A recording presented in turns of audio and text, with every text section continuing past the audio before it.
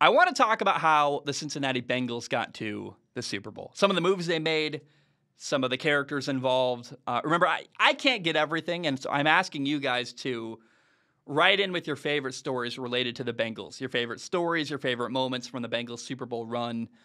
And I kind of just want to take this moment to celebrate the team and appreciate the Bengals, because win or lose, I think they've had an incredible year, worth acknowledging and celebrating. The Bengals Super Bowl journey began during the 2020 NFL Draft, when they drafted Joe Burrow #1 overall. Now he's in his second title game in 3 years. In the 2019 season, he won the College Football National Championship. And here in the 2021 NFL season, he's now in a Super Bowl. 1 year in between, one bad year with an injury in between, two potential championships in 3 years, which is just incredible. Like, what? And it's undeniable that Joe Burrow has turned Cincinnati around, which is very, very cool. I love Joe Burrow. I was not confident he could do that. And he has. He's got them not only... I remember when they drafted him, I was like, well, maybe he'll win a playoff game eventually. No, he won 3 in year 2. Now he's in a Super Bowl. That's incredible. It's a really cool story. And I think now that Tom Brady has retired, my new favorite quarterback in the NFL is going to have to be Joe Burrow. I love the guy. I really admire him. I respect him, his work ethic, his swagger, the way he carries himself. You can learn a lot about how to be a person by watching Joe Burrow. His confidence, his work ethic, his drive, his leadership, his camaraderie with his teammates. There's a lot you can look at Joe Burrow and go, as a man, as a human, as a coworker, as a boss, as an employee, whatever. You can learn a lot by watching how Joe Burrow carries himself and the way and the things he does as a quarterback. I want to give credit to Cincinnati and the Bengals organization for two things. Number one, they stuck with their head coach, Zach Taylor, when, in 2019 they went 2-14.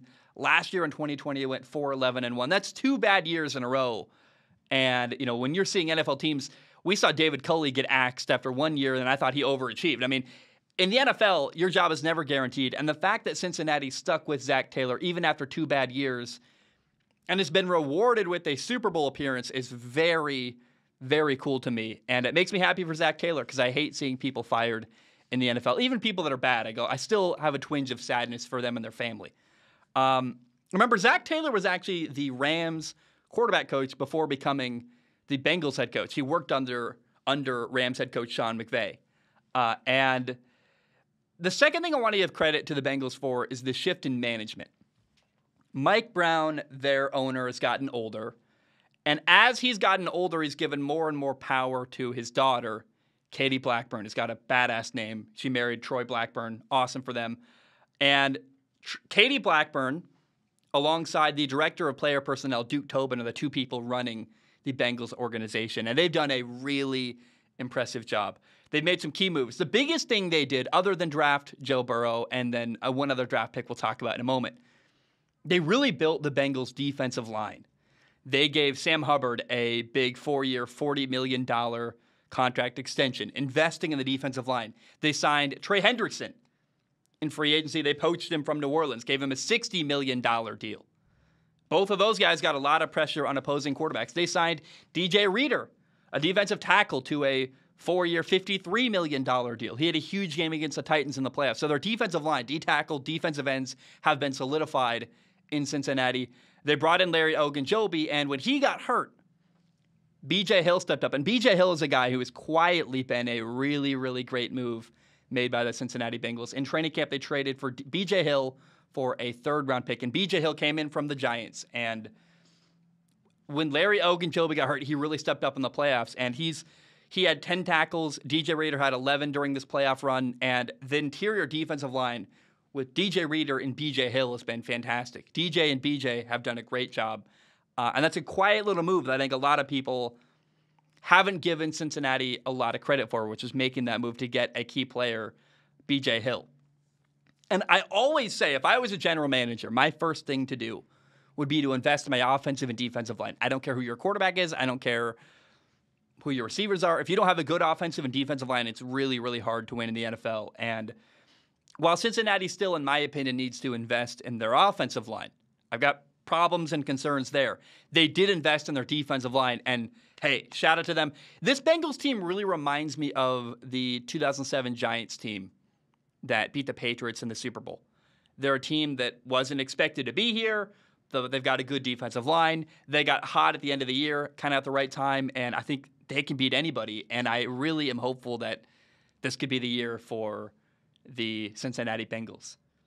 Now, the other big draft pick the Bengals made, in the 2021 NFL Draft, they picked Jamar Chase, a receiver, number 5 overall, and he has made a massive impact. As a rookie, he had 81 catches, 1,455 yards, 13 touchdowns. And the one thing I knew that Jamar Chase is going to be a great player. I did not expect him to be a guy that would lead to more wins in Cincinnati. And he did that multiple times this year, like big games, big catches, and I thought had a massive impact on Cincinnati's season. And I've loved watching him. I've been impressed by him. Another guy they drafted he's a rookie this year as well. They picked kicker Evan McPherson in the 5th round out of Florida. He has been perfect during the postseason. 12 for 12 kicking field goals, long, big, important kicks, game-winning kicks, 2 game winners against Tennessee and then 1 against Kansas City. Evan McPherson has been perfect during the postseason, and drafting him was a genius move by the Cincinnati Bengals. And a lot of people at the time were like, "You're drafting a kicker in the 5th round? Why are you doing that?" No. It's paid off. Hey, that's a move you got to celebrate if you're Cincinnati. Now there are 3 cool characters I want to mention. Tyler Boyd is a guy who was drafted by Cincinnati in 2016. That's a lot of years in a row of losing football. Bad year after bad year after bad year. This is the first ever winning season Tyler Boyd has ever had since he was drafted. So good for him sticking around, and it's cool to see a guy like Tyler Boyd finally having success in the NFL. Like, oh, yes, you're winning. You've worked so hard for this moment, and it's cool to see that. I also want to give a shout out to tight end, and I always struggle with his name.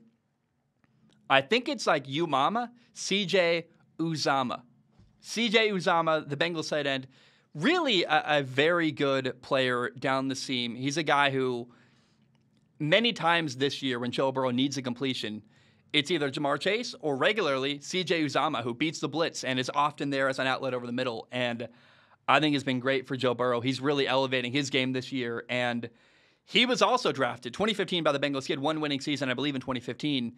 After that, it's been a lot of bad years. And he said something really cool that I loved. He mentioned my favorite food in the world. My 2 favorite foods in the world are Loco Moco, which is actually rice, hamburger patty, egg, and gravy on top of each other. You get that out here in Hawaii. And then in Cincinnati, you have Skyline Chili, which is spaghetti, chili, and cheese. That's a 3-way. If you get a 4-way, you get onions on it. I love a 3-way.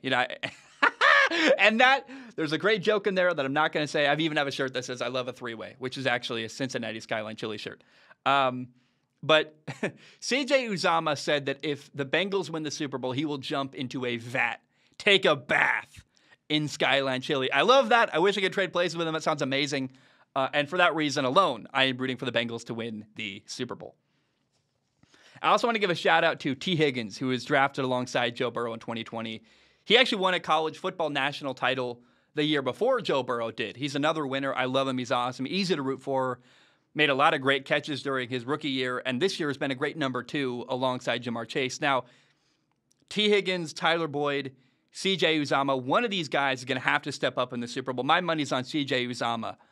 But it could be T. Higgins, it could be Tyler Boyd. One of these guys is going to have to great game because they're going to match up one-on-one between Jamar Chase and Jalen Ramsey. And while I think Jamar Chase is actually going to win that matchup, I still am looking for which other guy in the Bengals receiving corps is going to step up and have a great game. Now, the Bengals did not have quite the amazing year that the Rams did. The Bengals went 10-7.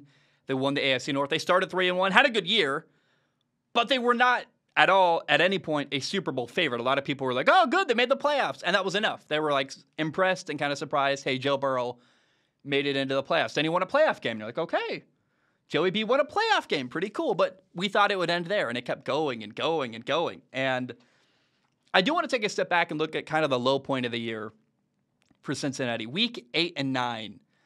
The Bengals lost on the road to the Jets. Never forget that. They lost to the Jets. And then the next week they lost at home to Cleveland. And it was 2 bad losses in a row and a low point. But there were two big wins at the end of the regular season, week 17 and 18, that propelled the Bengals forward. They beat the Ravens at the end of the year, 41-21. Joe Burrow had 525 passing yards. And then I think it was week 17. I don't remember. One of the two games back-to-back. They beat the Ravens. Joe Burrow had 525 yards passing. And then they beat Kansas City at the end of the year, which really showed the Bengals, hey, we can hang with Cincinnati. And it was week 17 because the backup quarterback played week 18. So week 17, they beat Kansas City, and that was a big statement win for the Bengals, which I thought showed them later down the road, hey, we can hang with Kansas City. We can beat them. We've done it once before. So in the playoffs, they beat the Raiders. Everyone kind of went, okay, yeah, well, the Raiders were lucky to be there, and that's a good win, but it's probably going to end against Tennessee. And then the Bengals beat the Titans.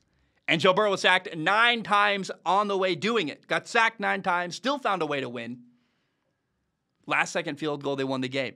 And then in the AFC Championship game, the Bengals are down 21-3 against Kansas City. On the road, in KC, it's cold, it's loud. And Joe Burrow and the Bengals found a way to win in overtime, 27-24. It's incredible. And the run they've been on is awesome. And I've so very much enjoyed the run they've had in Cincinnati. I love Joe Burrow. I love what they're doing. I was totally wrong about the year they had, but I've said that over and over again. I don't need to keep saying that. It's just been so fun. Win or lose, I'm impressed with them. I actually think the Bengals are going to win the Super Bowl. I think that when it comes down to you need to win one football game, which quarterback do you want? I want Joe Burrow. Of all the quarterbacks in the NFL right now, Joe Burrow is the guy I would want to win me one football game. And I think magic's in the air, man. I really believe in the Bengals. I think they're going to win a Super Bowl on Sunday.